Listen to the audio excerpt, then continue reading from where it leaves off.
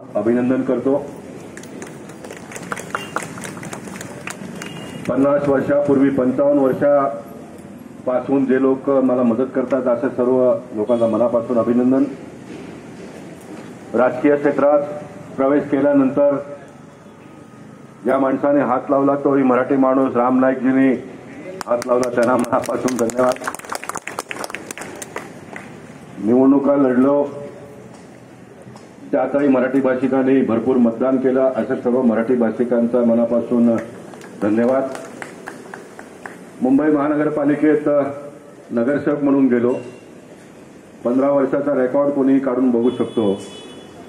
एकही भाषण मराठी सोडून मी केलेलं नाही। सर्व जितके भाषण केली सर्व मराठीत केलं आणि ह्या 15 वर्षात जितके महापौर झालेत त्या सर्वांचाही मी मनापासून अभिनंदन करतो, कारण गोपाल शेट्टींनी कधी हात वर केला तर मला बोलून दिलं नाही, असं झालं नाही। आणि बोलायला उभा राहिल्यानंतर बसा म्हणून कधी बोललं नाही। मला जितका बोलायचं होतं